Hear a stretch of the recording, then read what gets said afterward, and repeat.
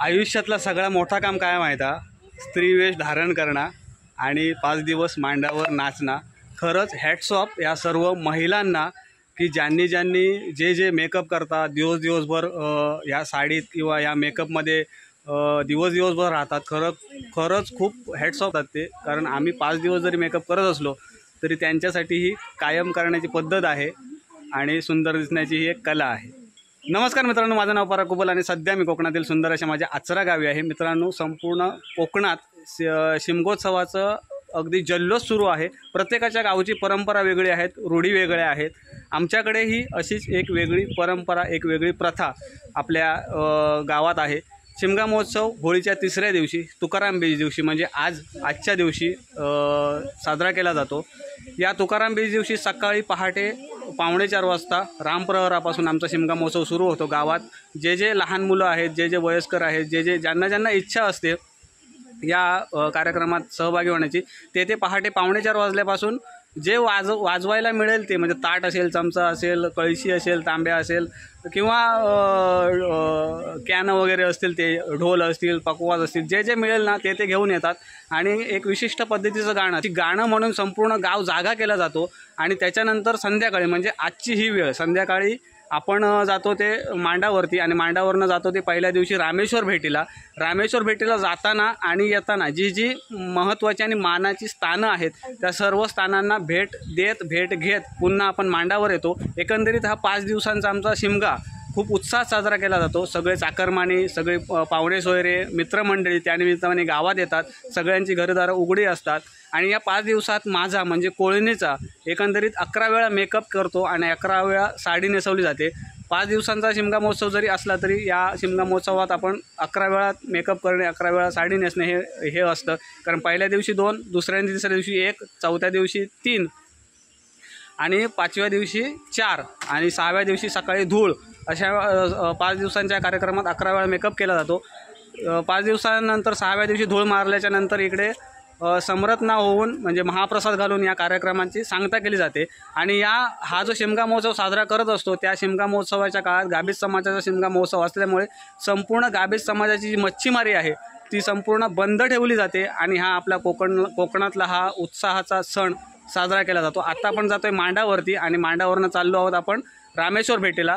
या ज्या प्रवासादरम्यान आपण जे काही क्षण आहेत ते कॅमेऱ्यातून टिपण्यापासून तुमच्यापर्यंत पोहोचवण्याचा छोटासा प्रयत्न आहे. व्हिडिओ कुठून बघताय कमेंट करून सांगा. मी कसा नटलो आहे, कसा दिसतो आहे तेही कमेंट करून सांगा आणि काही राहिले असल्यास तेही कमेंट करून नक्की सांगा. तर आता आपण जातोय चव्हाट्यावरती आणि चव्हाट्यावरनं निघतो आपण रामेश्वर भेटीला. बघ देवा चव्हाट्या महाराजा आणि आता पूर्व चालू महाराजा सालाबाद प्रमाणे तुझं आज वार्षिक चालू करतो.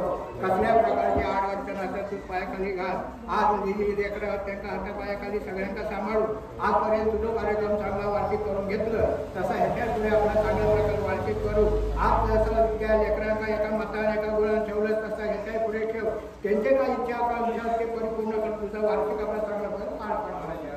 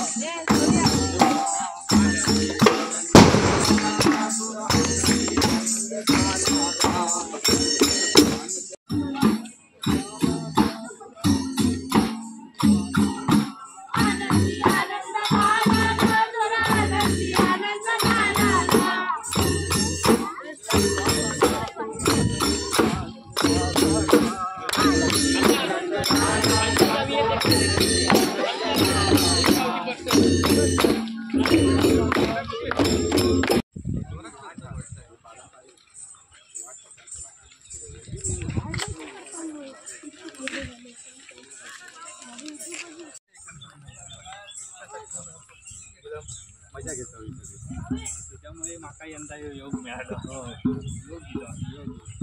तर मित्रांनो, आत्ता आपण आलो आहोत गावडवाडीमध्ये आणि आपण जे येतो ना ती संपूर्ण जी परंपरागत चालत आलेली पायवाट आहे त्या पायवाटेने येतो आणि सगळे जे ग्रामस्थ आहेत आपल्या कोळणीबरोबर तेही सगळे पायवाटेने येतात. काही ठिकाणी पायवाटा ज्या आहेत त्या कुठेतरी पाणी आहे किंवा ज्याने त्याने आपापल्या जागेत कुंपणं घातले, त्याच्यामुळे आता गावडवाडीतल्या ब्राह्मणदेव मंदिराकडे थाप झाली की आपण थेट रस्त्याने रामेश्वर मंदिरकडे जाणार आहोत.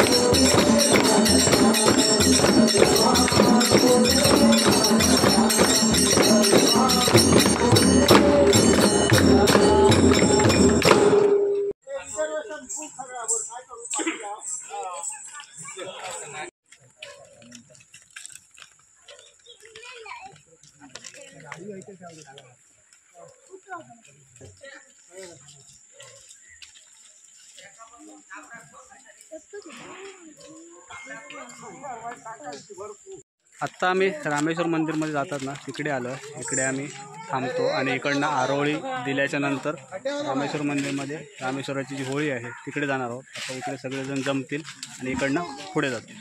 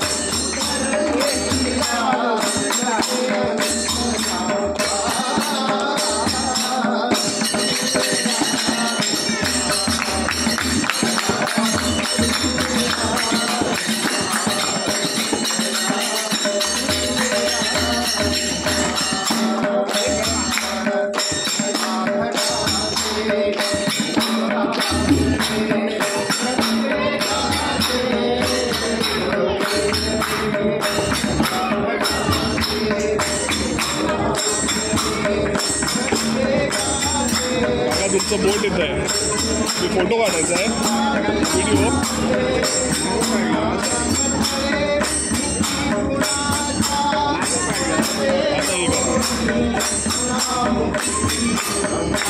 आता रेकॉर्डिंग चालू आहे.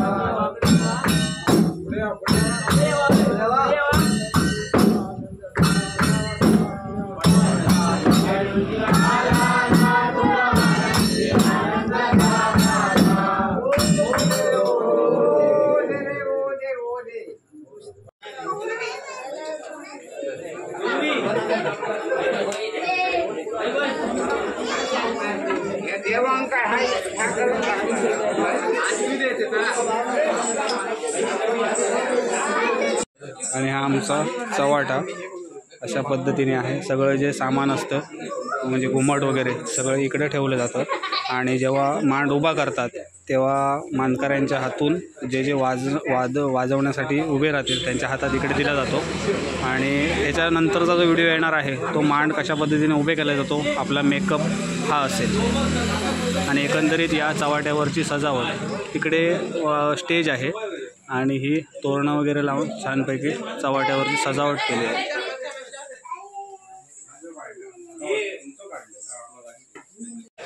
तर मित्रांनो आत्ता 8:45 वाजले आहेत आणि आम्ही रामेश्वर भेट घेऊन इकडे आता चव्हाट्यावरती आलो आहोत. आता पुन्हा 9:30 10:45 वाजता इकडे परत तयारी करून येऊन रोज रात्री नेहमीप्रमाणे मांड उभा करायचा आहे, जो की मी तुम्हाला सुरुवातीला सांगितला आहे.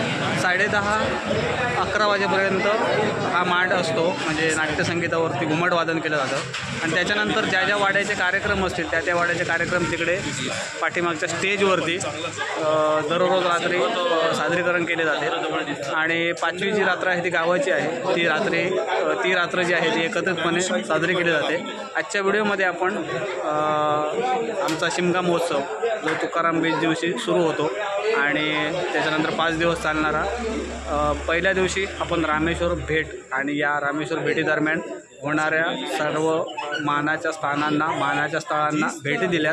मित्रांनो, काहीतरी वेगळं तुमच्यापर्यंत पोहोचवण्याचा एक छोटासा प्रयत्न केला आहे. माझा लूक आणि आमची कोळी, आमचं घुमट वादन कसं वाटलं ते कमेंट करून नक्की सांगा. आणि हा व्हिडिओ तुम्ही कुठून बघताय तेही कमेंट करून नक्की सांगा. मित्रांनो, व्हिडिओ आवडला तर नक्की लाईक करा, मित्रांमध्ये शेअर करा आणि जर चॅनलवरती नवीन असाल तर चॅनलच्या बाजूचं सबस्क्राईब बटन दाबून बेल आयकॉन ऑल करा, जेणेकरून आम्ही अपलोड केलेले नवनवीन व्हिडिओचे नोटिफिकेशन तुम्हाला तात्काळ मिळतील. भेटूया अशाच एका नवीन व्हिडिओच्या माध्यमातून. तोपर्यंत प्रवास कधी संपत नसून आपण मात्र थांबायचं नसतं.